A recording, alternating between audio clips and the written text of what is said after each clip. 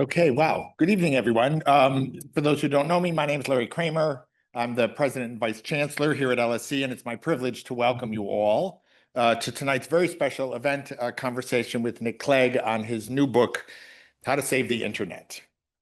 I did know that. I didn't have to look at the page to know that. I'll say a bit more about Nick in a moment, but I want first to acknowledge our host for this evening, which is the LSE program on cohesive capitalism. So cohesive capitalism is a major new initiative here at LSE, and it's aimed at shaping a new political economic paradigm to better serve the common good. So it brings leading thinkers from across the social sciences together to explore the values, institutions, and policies needed for a more democratic, inclusive, and cohesive society. So for anyone who knows anything about tonight's speaker, Nick, it's not surprising that he was in the sights of the initiative as someone we wanted to bring here. After a somewhat wayward youth at Cambridge, the University of Minnesota, working for Christopher Hitchens and Guy Spear, more study at the College of Europe, a stint as a reporter for the FT, and a variety of positions in the European Commission, Nick entered politics as a liberal democratic member of the European Parliament in 1999. What followed then was a meteoric rise into the House of Commons in 2005, and then leadership of the Liberal Democratic Party in 2007. As party leader, he moved the party into a position he described as radical centrist, supporting lower taxes, electoral reform, cuts in defense spending, and an increased focus on environmental issues. When the Conservative Party failed to achieve a majority in the 2010 election, it formed a coalition with the Liberal Democrats, which had won 57 seats, and Conservative leader David Cameron appointed Nick deputy prime minister. Now, in that capacity, Nick made a controversial decision that affected everyone in this room, or pretty much everyone in this room, but also lost him his position. He abandoned his party's pledge to oppose increases in tuition fees, which had been a key issue when the party that had won the party support from students. Now, inasmuch as the government at that time was not prepared to continue covering costs and was rather looking at massive cuts in funding for instruction, that decision arguably saved universities at the time, which is why it affected all of us here. It nevertheless cost his party dearly in the 2015 election, leaving the Liberal Democrats with just 8 seats and resulting in Nick's resignation as party leader. In 2018, Nick relocated to the United States to become vice president of global affairs and communications at Facebook, which, as you know, was renamed Meta in 2021. He was promoted to president for global affairs in 2022, but stepped down from that role to return home to the UK in 2025. Since returning home, Nick has spent time raising his sons, helping his wife, Miriam, a formidable lawyer and politician in her own right, launch a political party in Spain, and helping a clueless American friend he met while living in Silicon Valley find his footing in London as president and vice chancellor of LSE. And writing a book, which is, of course, the subject of tonight's discussion. So we'll begin by inviting Nick to take a few minutes to lay out the basic thesis and argument of the book, after which he and I will spend some time teasing out the ideas further in conversation. And then after that, we'll open things up to questions from the audience. After the event, Nick will be there'll be a book sale right outside.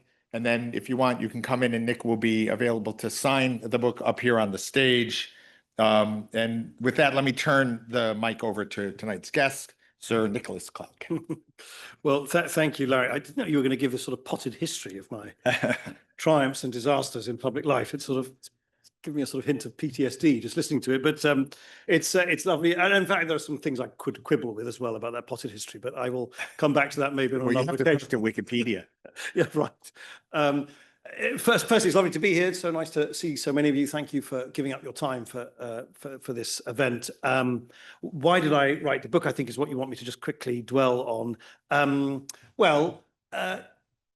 I sort of had this rather unusual and wholly accidental, not sort of deliberate career of 20 odd years in public office and politics in Europe and Westminster, as Larry described, and then 7 years in a sort of senior capacity in one of these great big monster companies in Silicon Valley. And rather unusually, I think I was probably the only sort of ex-politician in a sort of senior executive position, certainly one of the only ex-European politicians to be in that capacity. And Lots and lots and lots of books are written about big tech, good or bad. There isn't a week that goes by without a flurry of new books being written about this. And I didn't really want to. I enjoy writing books. I've written a few books, but I didn't really want to go through the whole palaver of writing a book just to go over a lot of that ground. So the thought sort of crept up on me that as I was doing the day job, there is the aforementioned Miriam, by the way, entering on Spanish time, only 5 minutes late. As I sort of beetled around the world on behalf of Facebook, now Meta,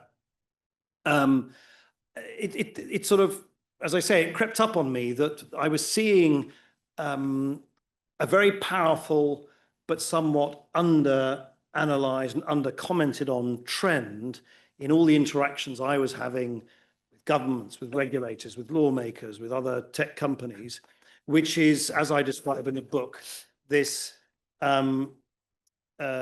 constant, incremental fragmentation of the online world. And what's sometimes commonly called the move towards a sort of splinter net. And there are lots of reasons for that. There are some geopolitical reasons for that. There are regulatory reasons for that. There are cultural reasons for that. There are technical reasons for that.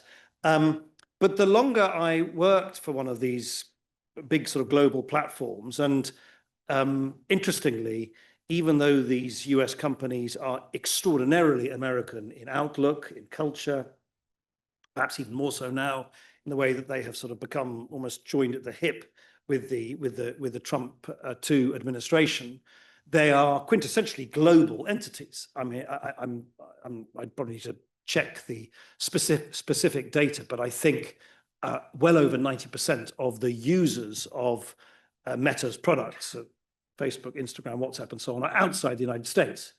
But about 95% of all of the energy in terms of how the company sort of govern and run is America. So you've got this great mismatch between the very sort of US-centric culture of Silicon Valley and the very global presence with which they their products and apps and services are used across the world. And so it is my view, as I describe in the book, that unless there is an active political decision by the major techno-democracies in the world, and I count the US, India, and Europe probably in that descending order of importance, unless there is a deliberate act by those major techno-democracies to establish new guardrails, new swim lanes, new common approaches to the governance of the online world, particularly in an era of AI, it is my view that current trends will drive the internet as we know it from a relatively open experience, certainly outside China, where data flows seamlessly, where we can share content and data from jokes to satire, from misinformation to short form videos effortlessly across the globe in a way which doesn't recognize geography. I think we will find over the next decade that seamless open experience will instead become one which is more balkanized, more fragmented, where there is more friction in being able to communicate from one jurisdiction to the other. And I think all of those trends, like many trends, as I no doubt will discuss, are only going to be accelerated by AI and divergent responses to AI in society. And so it's like a sort of, it's like the sort of frog, the slow boiling frog problem. The fragmentation of the internet is something which happens slowly, and you only really notice it when it's too late to do anything about it. And that is basically why I thought I'd write this book, because I don't think enough attention has been devoted to this growing balkanization of the internet. And as I set out in the last third of my book, much as the internet, as we know it, really came about by accident. There was no blueprint, there was no common design, there was no top-down design said this is how the internet shall be born. It was sort of incremental, almost organic process of innovation. A lot of it spun out from the kind of defense-funded research in Silicon Valley. It was then layer upon layer of innovations and different norms and standards. There was no overall kind of central design to the internet. So it's a magical thing, I think, that this extraordinary, all-encompassing phenomenon should have almost really come about through accident. But I think it can die through neglect. And so my view is that much though it has always flourished, in a sense, through benign neglect, the global governance of the internet in an age of AI, and particularly in an age of political deglobalization, needs this deliberate act of political decision-making amongst the major techno-democracies. And the final sort of point I'd make is the backcloth to all of this, the book, are these two great big forces that are colliding with each other and will continue to shape our world. It's the globalization of technology. AI is only the latest manifestation of technological innovation that doesn't recognize geography, doesn't recognize borders, and the rapid deglobalization of politics everywhere, whether it's Brexit, whether it's Modi, whether it's Trump, doesn't matter. Erdogan, politics everywhere is about retrenchment. Perhaps, thing to be debated in halls like this. Perhaps the latter is a reaction to the former. But these two things are increasingly, I think, becoming uncomfortable bedfellows, the globalization of technology and the deglobalization of politics. And I think a lot of that is what is driving this fragmentation, which I believe needs, as I say, a deliberate act of political will to avert the worst in the years to come. So that's the book in what, 4 or 5 minutes? I think I managed that. Just so you don't need to read it now, but please do. But still buy it. Yeah, buy it. You don't read it. I mean, just buy it. Yeah, exactly. So, okay, so in some sense, and I'm going to slightly oversimplify this, but the kind of core value that has always driven Facebook was this notion that connectivity is just an unqualified good. Right. And that anything that increases it is good, and that things that make it easier for more people to connect with more people is the driving idea, even when it conflicts with almost any other value. And then a lot of the controversies involving Facebook over the year were where it did conflict with other values. And, there was this sort of acknowledgement of error, claim that we would fix it, and then a retreat back to that same value. And that's been the kind of pattern. And the reason I mention that is, as Nick knows, is the book has come in for some harsh criticism here, at least in the British media, basically for being just a defense of Meta. And so I assume I want to give you a chance to answer that, since that has been driving. Yeah, I mean, why are they wrong? Well, the British press, where do I start? I've never had the most fruitful relationship with large parts of it. Well, sorry, to be very specific, the book is not actually about Meta. That's actually not what it's about. It's not about Facebook or Meta, but it certainly covers in the first third, because it'd be rather odd for me to spend so much time in Silicon Valley not to talk about it. But that's actually not the central thesis or argument of the book. Right, although in some sense it's a defense of that approach, that value. No, you're quite sorry. To that extent, yes, it is definitely a defense of openness and the value of connectivity. And I suppose I do, by temperament and by disposition and by outlook, generally think, maybe I sound like just the most woefully unfashionable globalist, but I do think that connecting people across jurisdictions and cultures and places is generally a good thing to do. I generally think history suggests that when we build barriers, reject each other, vilify each other, push away the other, it doesn't turn out very well. And I'm a child of globalization, and I unfashionably believe that there's a lot about the period of post-war globalization which has brought untold bounties for us. And I think the internet is very much part of that.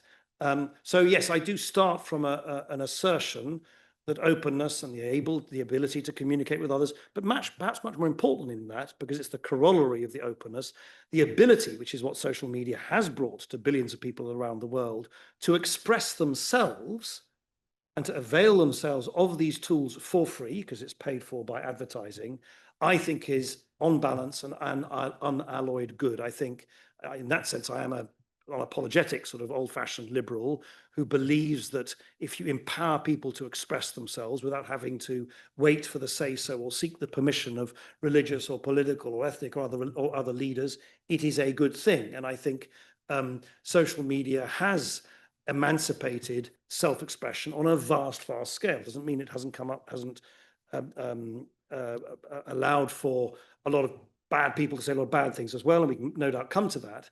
But yes, I do start from the assertion that this technology, because of the way it's built, because of the way it's paid for, I think has had a very powerful democratizing impact on communication and self-expression around the world. And I think anything which inhibits that is generally a bad thing, particularly when the inhibition of it is invariably authoritarian or semi-authoritarian or self-interested political players trying to interfere with the way in which their citizens express themselves. And they might have very good reasons to do so, but at the end of the day, it is a conflict between the self-empowerment that I think that these technologies can bring to people and various forms of political authority trying to control or limit what is said and what is done online. And I will generally always be in favor of the former and against the latter. So,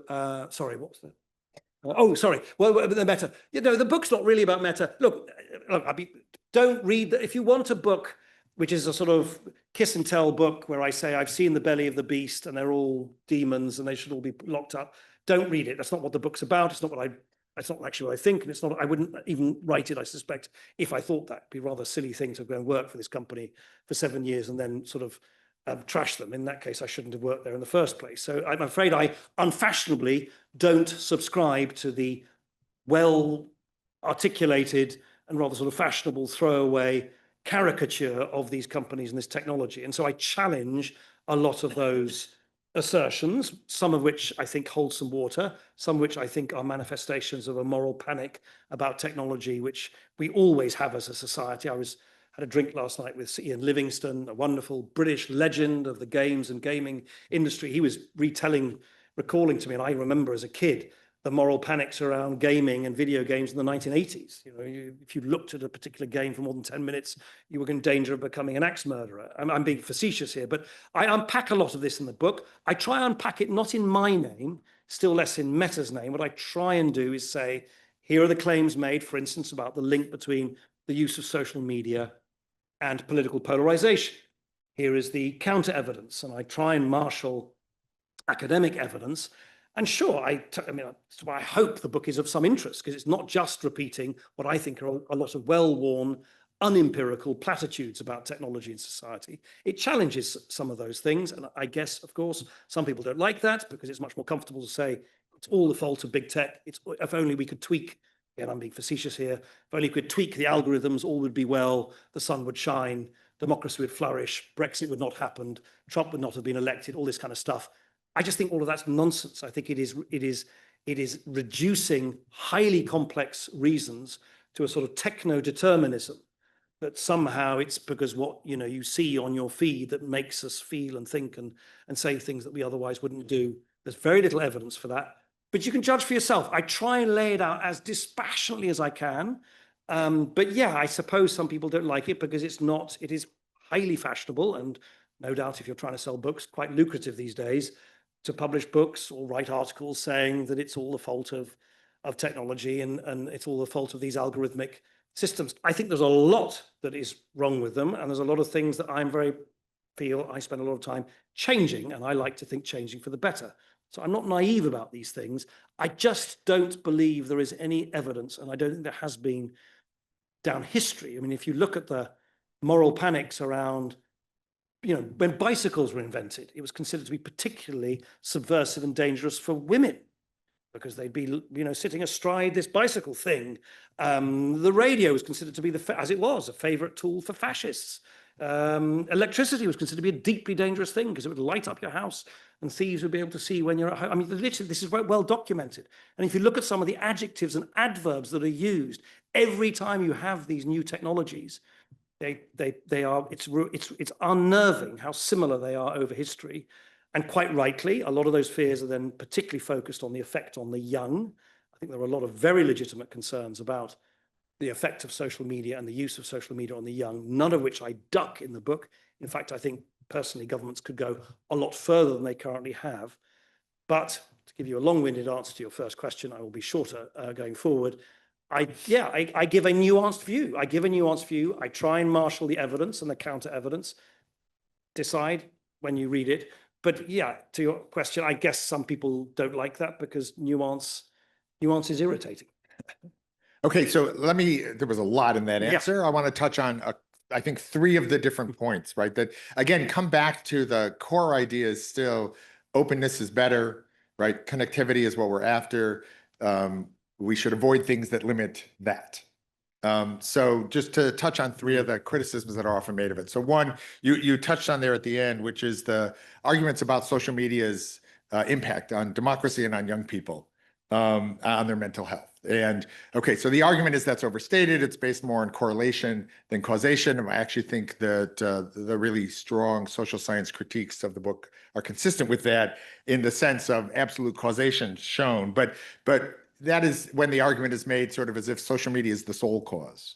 Right. But I think more realistic and I think you're agreeing is plausible is social media is at the very least a major accelerant, an amplifier of it. So then, don't we have to hold tech leaders accountable for how their algorithms are exacerbating the problems? And then we're into the area of regulation that seems to be counter to what you're trying to argue for.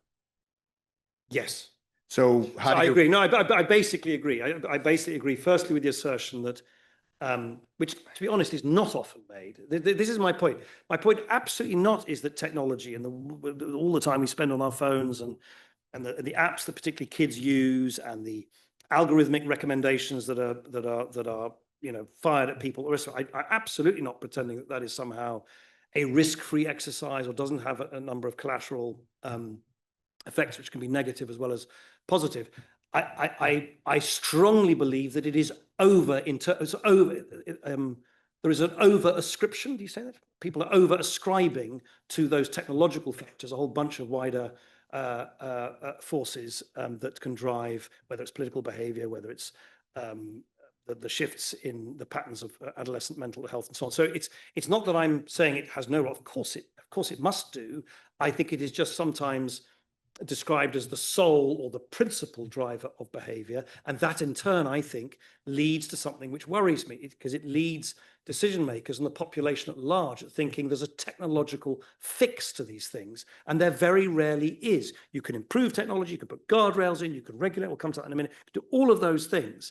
But I worry that sometimes it is described in such breathless terms that, if only these amoral people in Silicon Valley would do something different, then all would be well. And that is the sort of falsehood that I think has taken root in recent years, which I think is simplistic, is not backed up by any of the evidence, and will leave a lot of people very disappointed. On regulation, I mean, one of the first things I did when I arrived in Silicon Valley in late 2018 was to persuade Mark Zuckerberg that Silicon Valley needed to sort of stop this, what I felt at the time was sort of ludicrous assertion, which all the tech leaders were making at the time, against any kind of government intervention, any kind of regulation.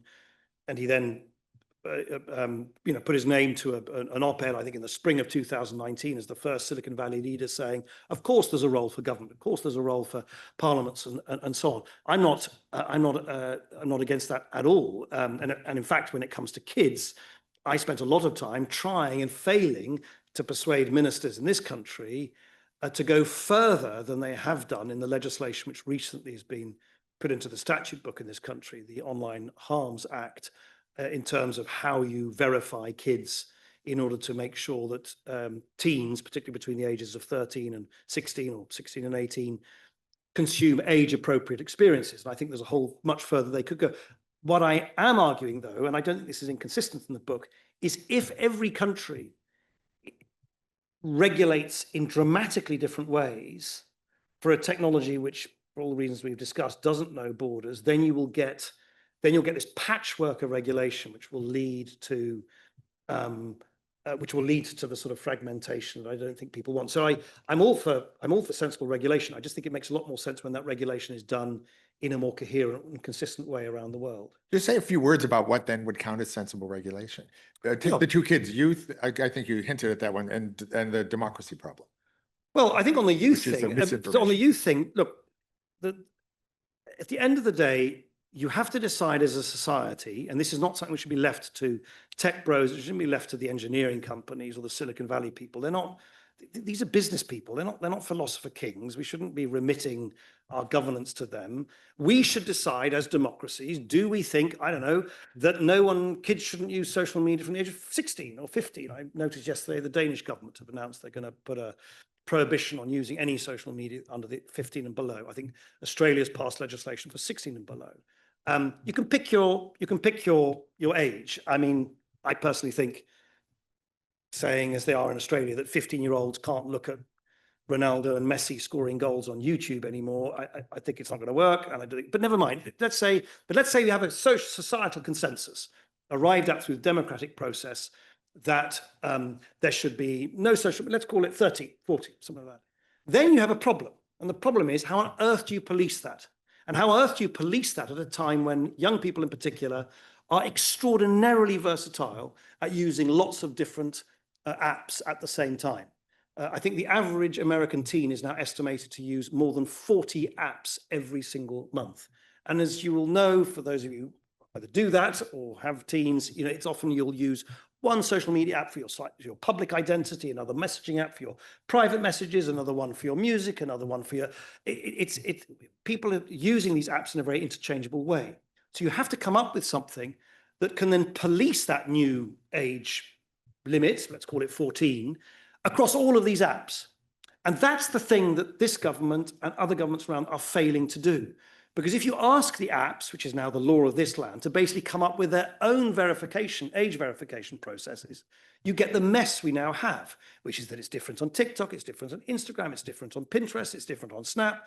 Parents have no idea what's going on. They've got different flows, trying to verify age on different apps. In my view, there is a technical way that you can force on the whole industry, on all the apps, a simple way of verifying age. You do it at the App Store level.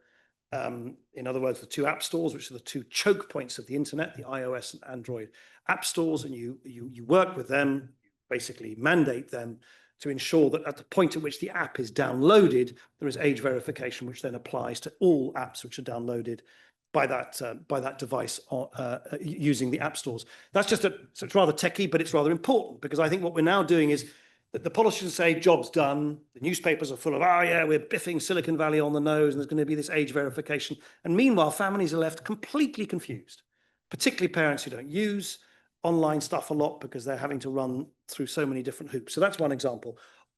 Do democracy and misinformation. So I think that's way hard. I think some of it is easy. I think, for instance, how politicians and campaigns use the targeted tools that a lot of these platforms have to target messages or political ads.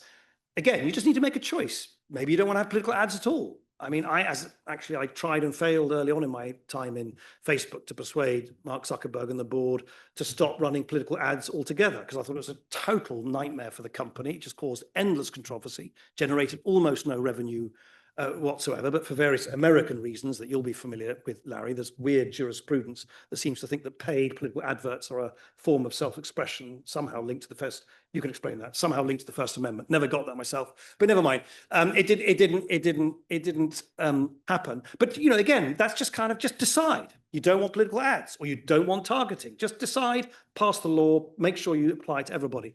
I think misinformation is way, way, way harder. Because unfortunately, it sounds terrible. We all in this room, no doubt, we don't like misinformation.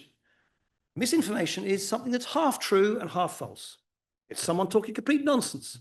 It's gossip.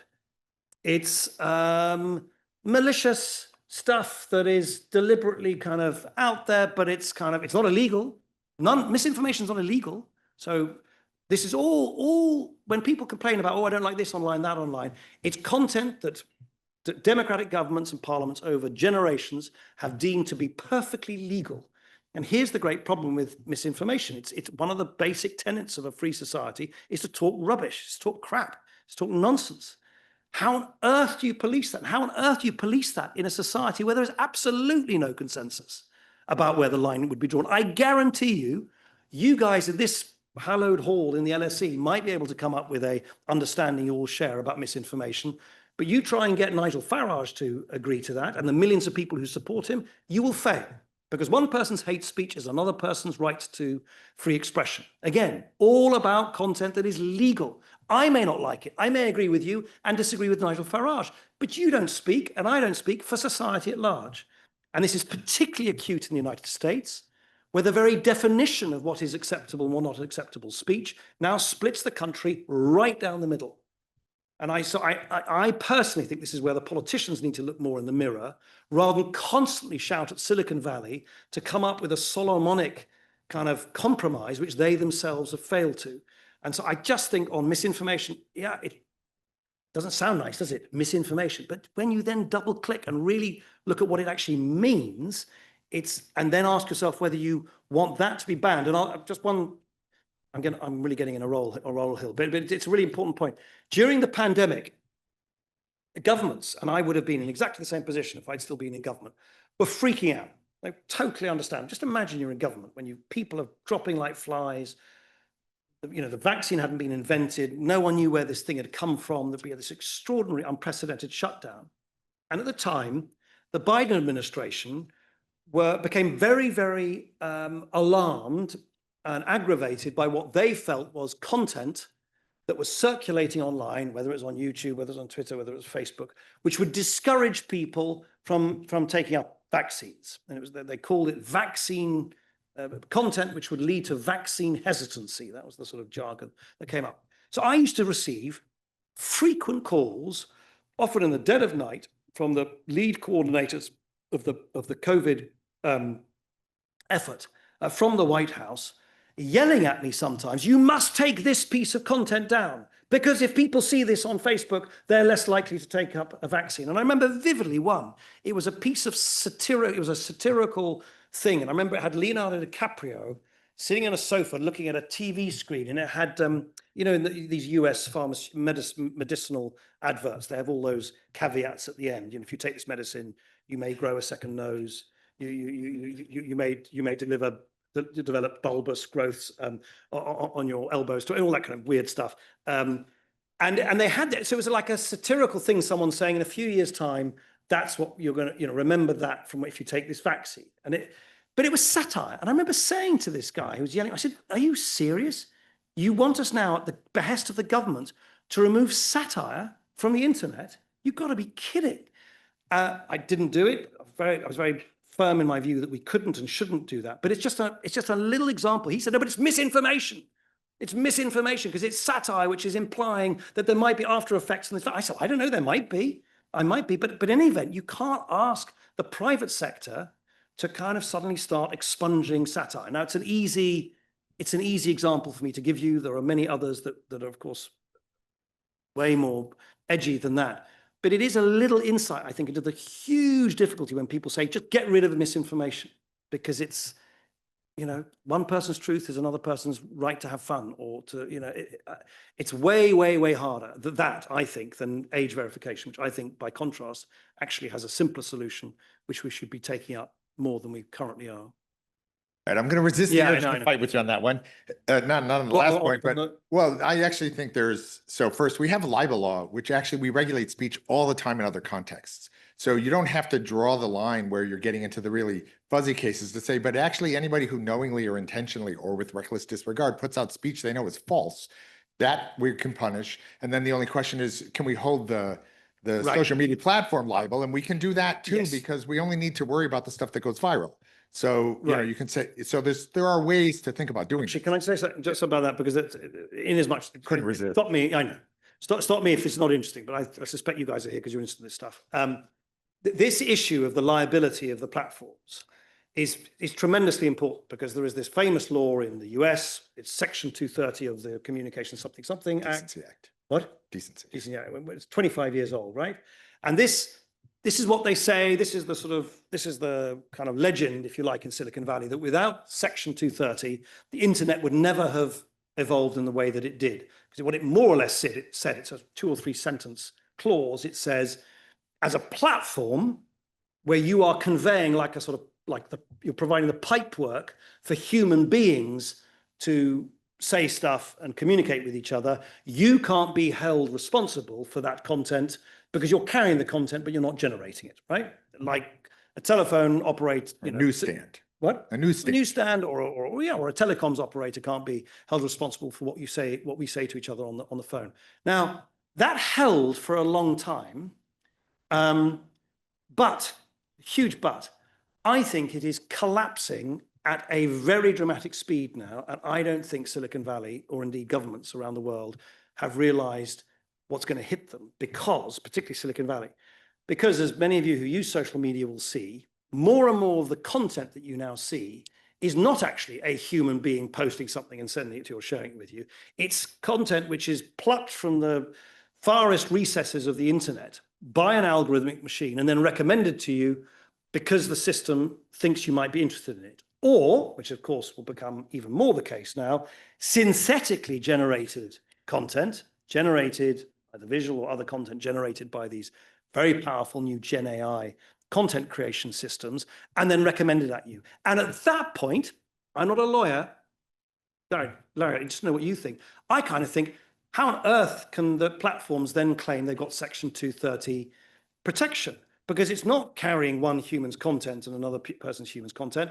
It's the platform itself recommending content, often content which they've generated synthetically, and peppering it at you. And here's the great irony, is that the familiar critique, people like Professor Zuboff, the surveillance, capitalism and so on, of social media, I always thought was totally wide of the mark, because it had this sort of caricature of the systems being able to sort of burrow into our neural pathways and control us completely, when in fact I think human beings under old social media had much more agency than that. Here's the irony.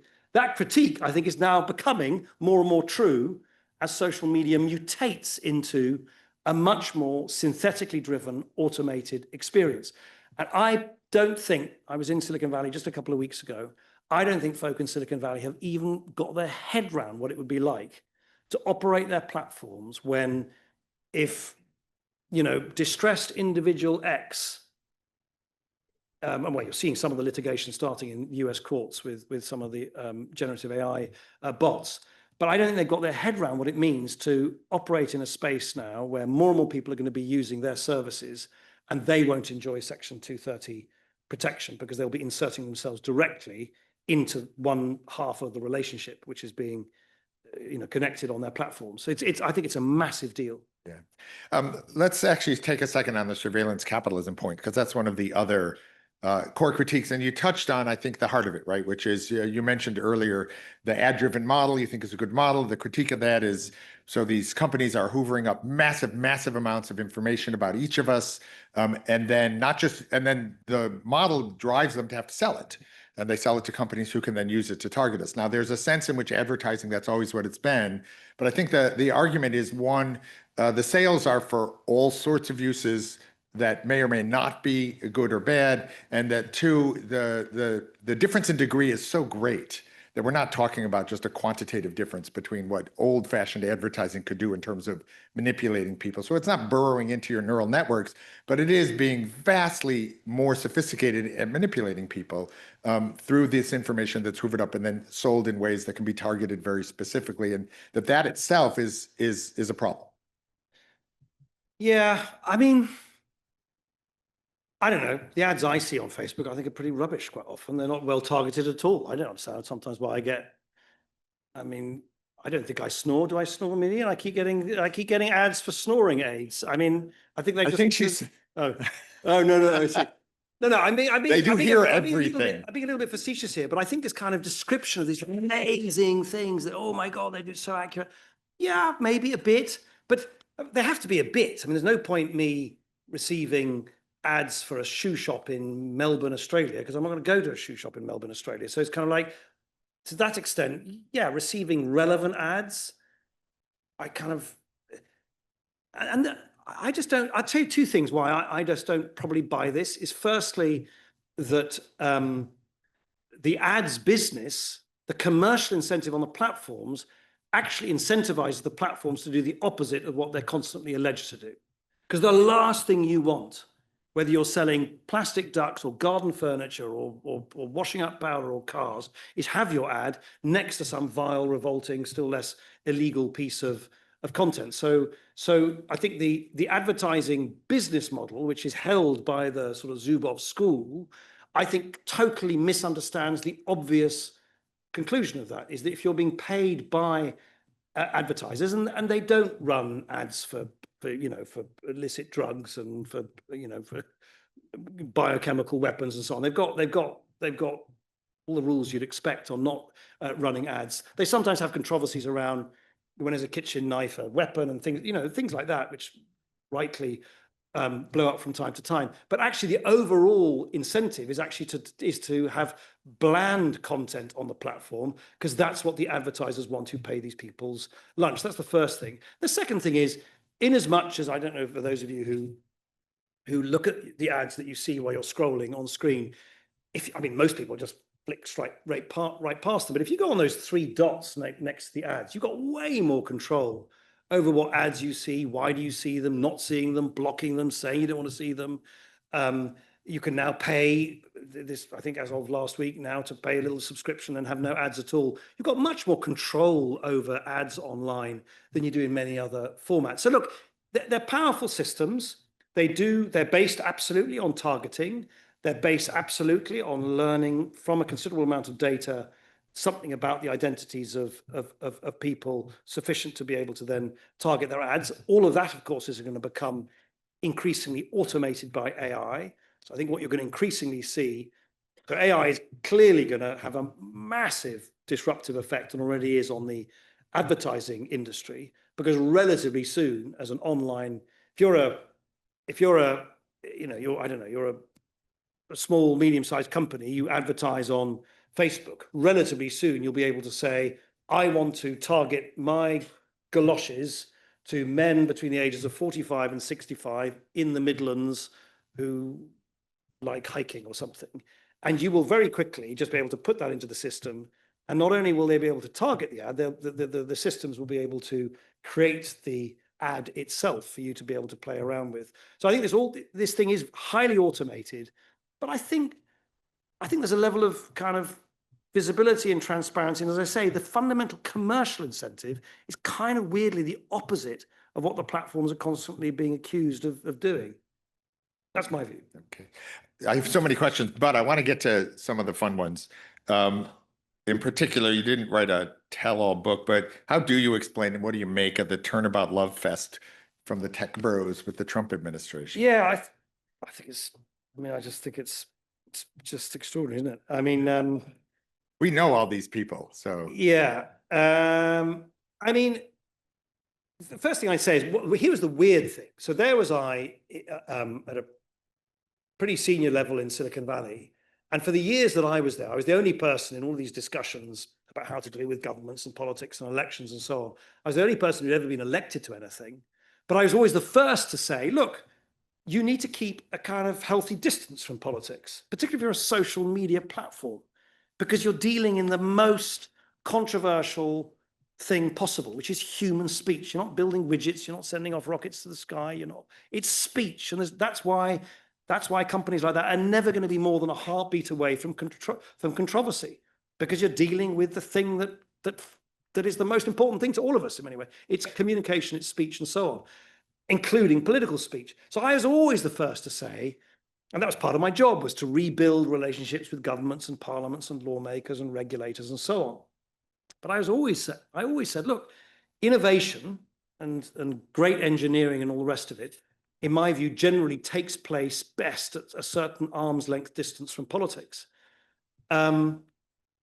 So when you saw all these tech bros sort of stampede their way to Mar-a-Lago and enter into all these endless kind of deals with the Trump 2 administration, and you know Silicon Valley as well as I do, it's one of the curious things about it, for those of you who haven't visited, is firstly, it's this center of extraordinary innovation and wealth and ingenuity. It's an exceptionally dull place to live. I mean, the sun shines all the time, but there's no culture. There's no street culture. Everyone just drives around their car. When Miriam and I tried to have dinner parties, people would turn up at 6. Well, you would stay much longer, but people would turn up at 6. They drink a sort of thimble full of wine, and they bugger off by 8:30. It was just absolutely.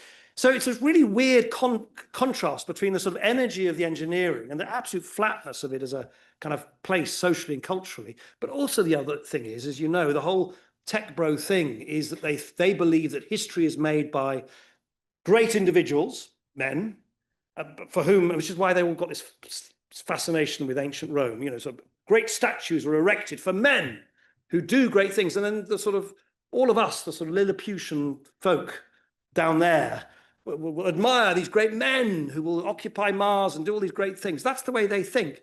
So they totally buy into the great man theory of history, and yet they also are slavishly herd-like in their behavior. So when one or two of them go down to Mar-a-Lago, they go, oh shit, I better go down to Mar-a-Lago as well, because Jimmy next door is no doubt, you know, ingratiating themselves more successfully with the government. So it's so weird. You get this kind of hyper-individualistic culture combined with this absolute herd-like behavior, which then, of course, has led to these extraordinary images of all of them lined up like a sort of school outing, but behind Trump at the inauguration, and all of them saying, "Oh, sir, you're so marvelous," around the table in the White House. I hope that much as the pendulum has swung from kind of great almost animosity and suspicion between Silicon Valley and political power in DC and has now swung the other way, I hope they find some kind of more sensible middle. There's only one thing which is worse in a kind of great capitalist economy like the US. There's only one thing worse than having businesses and governments at each other's throats. It's having them in each other's pockets. And I just think it's typical. The place it's so faddy. You get these fads, and it just swung totally the other way. What are they going to do if a Democrat president comes along next? They're going to say, "Oh no, actually, we agree with you." They can't keep doing that. Surely they've got to have a certain sort of through line where they don't keep in this sort of whiplash way, swinging from left to right and back again. So I hope over time they kind of find a more sensible middle than is currently the case. You're a nicer person than me. I mean, I'm just going to say, I think for most of them, in their heart of hearts, this is where they've always been. They felt super attacked for those years by people on the left. Trump finally gave them permission to express what they really think. Well, but not all of them, by the way. There are, I don't want to name names, but there are some. Well, not that many exceptions. But I'll tell you what is true. What is true, just as an ex-politician, and this is I'm just making a dispassionate political observation, is the Democrats spectacularly mishandled Silicon Valley. I mean, to go from having basically the whole of the Silicon Valley support the Democrat Party, as they did for years, to basically having all of them line up behind Donald Trump. I mean, just as an ex-politician, that is a spectacular own goal that you haven't worked out a way of trying to split them a bit off from each other, or keep at least some people on side. And whatever you say about big tech and Silicon Valley, these are very important entities. They generate a huge amount of donations for the Democrat Party, because I'll tell you what, Wall Street isn't giving the Democrat Party anymore. So I agree with you that this kind of, oh gosh, but Biden administration wasn't nice to us, we'll be nice to the next lot. I agree with you. It's pretty unseemly. But just as a political fact, is the Democrat Party just kind of try and ignore the whole or berate the whole of Silicon Valley going for? I don't think that's going to work very well for them. They've got to have to work some way of having a better relationship with Silicon Valley in future, it seems to me. Okay, so I want to ask two last questions, and then we'll hopefully get some time from the audience. One on broader issues. So tech issues are just one of the arenas in which the US and China are now locked in a kind of cool war, not quite a Cold War yet. How do you think the two sides are faring against each other, and is there a way out of this? So to be much briefer than I've been, I think that there is an assertion is being made day in, day out by this new embrace of technological power in Silicon Valley and political power in DC, and the glue in that embrace, and you can hear it, they say it all the time, is that America is going to win against China in the race for AI supremacy. It's literally what they say over and over again. And my assertion is they can't win. They can't win, and they won't win. And I think one of the biggest things that is going to shape the geopolitics of AI in Silicon Valley over the next few years is when the American sort of technology and political elite, when the penny drops, they can't beat China in AI. It won't happen. It's not like the Cold War. It's not like outspending, outmuscling the Soviet Union, and then having a sort of Berlin Wall moment when suddenly there's a victor and there's a victor and a vanquished in the conflict. The Chinese are way too good at this stuff. They've got a much more ambitious and, in my view, workable strategy on how to generate energy for this very energy-intensive industry. They've got some of the best AI data scientists on the planet, and they're producing legions of them from some of the best engineering schools in the world. They have none of the compunctions we've got about data privacy and data protection, so they can hoover up vast amounts of data. And as you know, at the moment, in the LLM paradigm of AI, that, by the way, might change, but right now, it's a very data-hungry paradigm. And they are already leading, they're already beating the world in open sourcing AI models. And if you look at the leading open source models, almost all of them emanate from China. That is an extraordinary thing, that the world's largest autocracy is doing more to democratize the free access to some of these models than almost anywhere else. Slight exception, Mistral in France, Meta in the US, but if you look at the leaderboards of the open source models, the Chinese are already leading. So you can't win. You can contest, you can rival, you can compete, and so on and so forth, but you're not going to win. And in my view, that will lead to a dramatic shift, or at least should lead to a dramatic shift in thinking in America, away from thinking that you can just unilaterally, belligerently beat China, but instead, I think the Americans will need to relearn the importance of partnership with India, Europe, and others as this geostrategic technological standoff between China and the US evolves in the years ahead. Okay, I got to ask this last question because we're sitting here in a British university. It's kind of off topic, but I mentioned in the introduction that you made this politically what I regard as quite courageous decision 15 years ago. I'm not going to go back to this. I am going back to it. To reverse yourself onto it. Come on, Larry, it's 15 years ago. Well, we're not going back to that decision. And as I say, I think it saved your universities at the time. No, well, my question is, given everything that's happening to us now and the current funding crisis that we're trying to deal with, give us some reflections on what the UK should do to sustain this fantastic higher education system that is rapidly destroying. Then we'll go to the audience. Least favorite topic. I told him I was going to do this. No, you did actually. So this sounds super glib. It's not actually. I actually think in political terms, what is needed, a choice needs to be made. You just have to make a choice. If you think that higher education is essential to this country's prosperity in the future, you have to just choose, and then we'll come to all the different levers. You have to choose how to fund it and to fund it properly.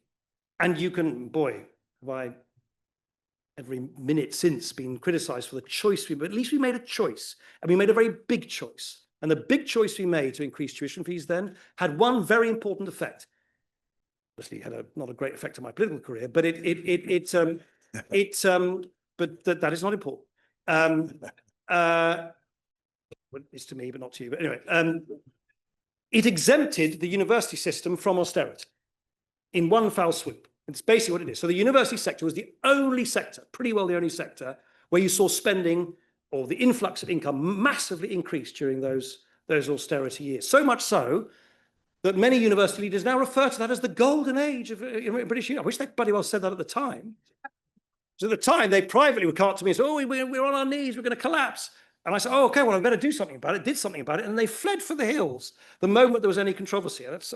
Thank God they've got courageous leaders like you now running universities. At the time, I tell you, it was just unbelievable how the whole university leadership just went silent the moment they actually got what they'd been privately asking for. Anyway, that little bit of bitterness over. You have to make a choice. We made a choice. It's a controversial choice, but it was a choice. It was a choice to significantly rebalance how much money went in from the taxpayer and how much money went in as deferred payments from graduates on the basis that graduates, I'll come to that in a minute, earn much more than non-graduates do generally in the labour market. That was a choice. It wasn't a choice, by the way, which came out of nowhere. It was the Labour government, not that the Labour Party has ever chosen to ever admit to this, who introduced fees in the first place. They then, by the way, increased fees. This was even before I came into government, having said they wouldn't. They then commissioned the famous Brown Review from Lord Brown, that we then inherited in the coalition that advocated no upper limit to fees whatsoever. Anyway, and of course they've now increased fees, but only marginally. And so what they're doing now, which is the worst of all worlds, is that they recognize there's a huge problem, that the British university system is on its knees, and they've done this tiny little half decision on a small increase in fees, which will make bugger all difference. They then do totally countervailing things, which are going to make the situation worse by asking the university system to basically pay fees for foreign students. You've only got a number of variables. You've got some big variables: taxpayer income, deferred graduate income, basically a graduate tax. And then, of course, there's all the detail about how you do that and the interest rates and so on and so forth. Foreign income and numbers. What you can't do is carry on increasing numbers, make it harder for foreign students, don't increase fees, and reduce taxpayer funding. You can't do that. Well, you can, but you will destroy the British university system. And I just kind of think you just need to make a choice. And I find it so frustrating, this government is going on about growth and prosperity. It's the one thing that we've still got a little bit left in this country. I mean, look at the great universities in London, you prominently amongst them. It's one of the few crown jewels we have left. Honestly, I was 7 years in Silicon Valley. No one ever took any interest at all in what happened in the United Kingdom amongst all these tech bros, except for two subjects. One, what did I think of Harry and Meghan? Which is basically not much at all. And secondly, oh, I've got my nephew at the university. I did my PhD there. The fabric, the connectivity that was so valuable to us, and we're screwing it up. So my one thing I would say, and of course, dare I say it, I'm afraid I'm exhibit number one why they're not making the choice, because everyone goes, oh, well, look, you can't touch that third rail. You'll end up getting mashed up by like Nick Clegg. But that is the fundamental problem. No, that's the fundamental problem. People aren't choosing. And I do have this rather old-fashioned view, and I've said this to them privately. I'll say it again publicly or semi-publicly here.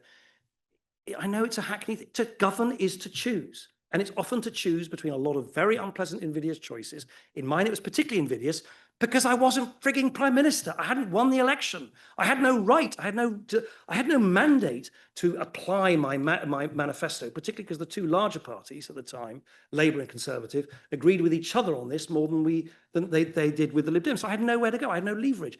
But setting that aside, you have to choose. And the longer we refuse to choose about universities, the more I think we will rue the day in 30 years, or maybe less, 15 years' time, with it. Oh my God, why did we not do more to save the university system? It's criminal what's going on. Rant over. But full agreement.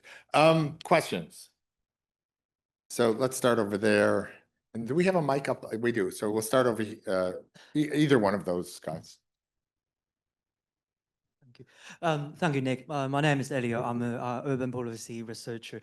I just thank you for your speech. But I also want to apologize for tapping in another scandal related to Liberal Democrat, which is the post office scandal, which is caused by the era of the technology system horizon, which we kind of see the track record of relying on big tech. So the question I want to ask you is, how impressive you found Tony Blair's approach to technology company in Silicon Valley, especially like, you know, Larry Ellison, which is the billionaire owner of Oracle, is trying to push for digital ID in this country via Tony Blair Institute, who's also trying to join another group of US tech companies trying to buy the ownership of US TikTok, and Oracle want to be in charge of the algorithm. By the way, Laurie Ellison is also the big donor to IDF, so maybe any value he extracted from us creating data can be transferred to the IDF, which is, I will leave anyone else to judge it. So my question is, given the track record of big tech company, how would you approach the balance between tech power and people power? Thank you.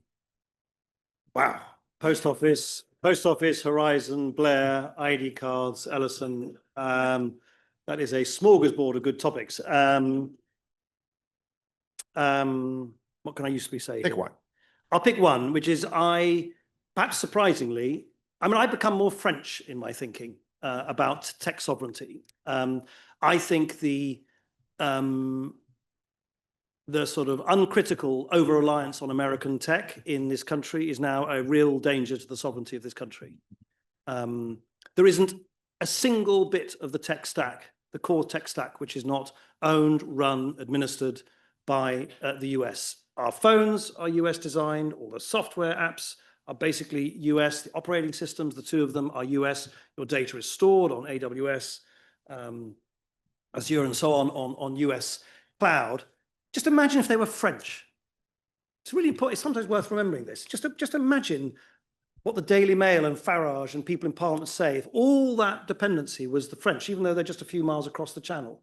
But because we've had this fantastically intimate and positive relationship across the Atlantic in the post-war period, we've just become completely inured to the comprehensive loss of agency and sovereignty. And that would be fine if the intimacy of that relationship between the US and the UK was going to carry on. But it's not. It's ending. It's gone. The post-Cold War amity between Europe and the US has gone for good. It's not just Trump. It's much deeper than that. It's for a whole bunch of wider reasons, the end of the Cold War. The US, we've been on notice this for years in this country. Obama first said it, needs to pay more attention to the Pacific. There are also cultural reasons.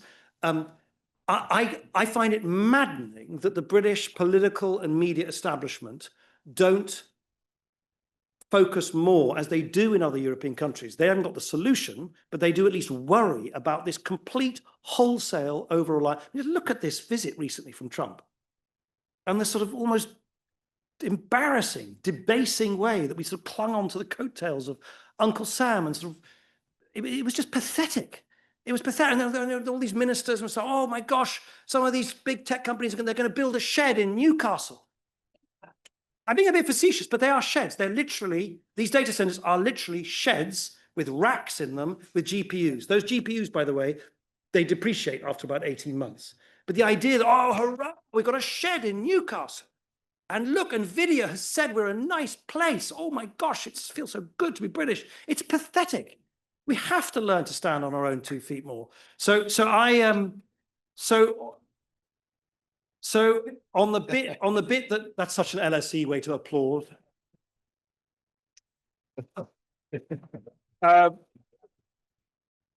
It's like being at a sort of Lib Dem conference again.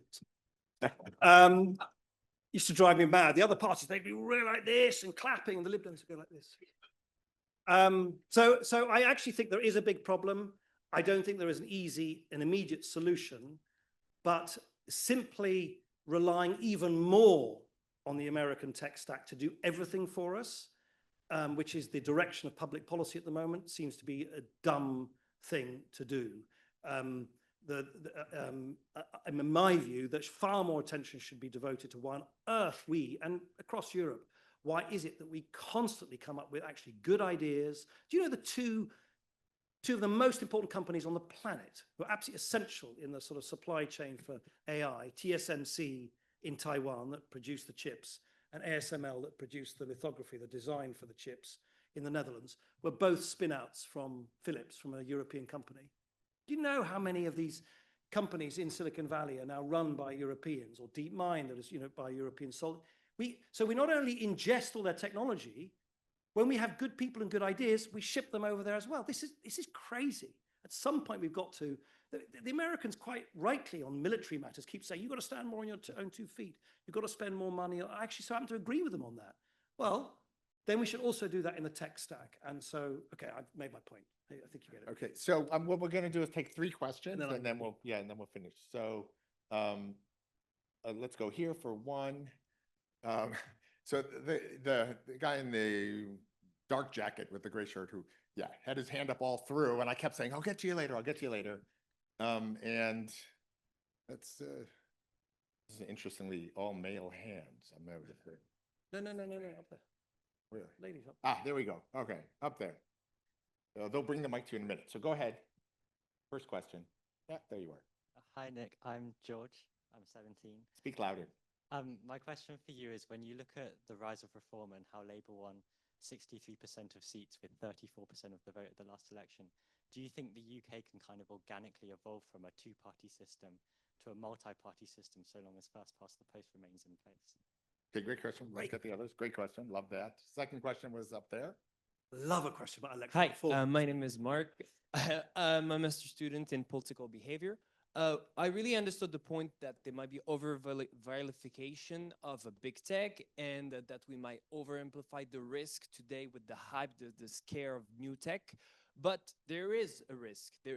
It's not everything, but it's here.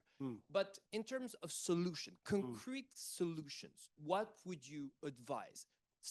When we think about the DSA regulations regarding disinformation, misinformation, or even the presence of illegal content online, what's your position? What do you think we should actually concretely do? Yeah.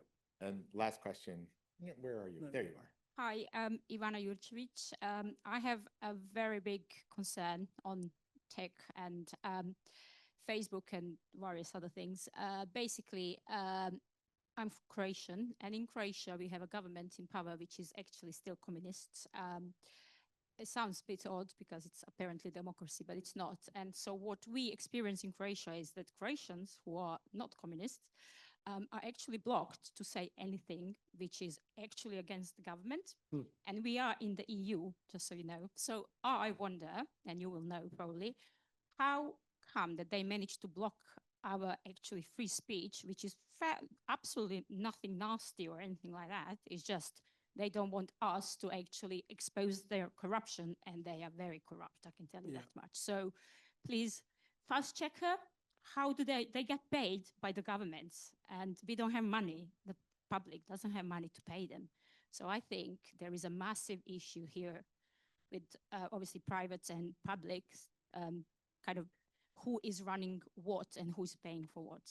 And I wonder if you agree with that, and is that a massive concern across the world as well? Thank you. I think it's, those are kind of related, but let's, well. I'm afraid I just can't, I just don't know the situation in Croatia. I don't know what level of censorship you're talking about. I'm sorry, it sounds very evasive. I literally just don't know what the content moderation is that is being forced upon, what I think you say is the platforms by the government. I just really don't know. You mentioned, I think, fact checkers. Fact checkers is a super fraught thing because a lot of people like the idea of, it sounds good, doesn't it? Fact checkers, oh, they check the facts. The problem is, it's the age-old thing, you know, same facts get interpreted in different ways. In the US, fact-checking basically lost all legitimacy because around half the population in the US basically thinks that fact-checking was kind of ideologically opposed to their interests. So the companies are now trying to do a different version of it. They're trying to do a sort of crowdsourcing Wikipedia approach to misinformation where users get involved in it.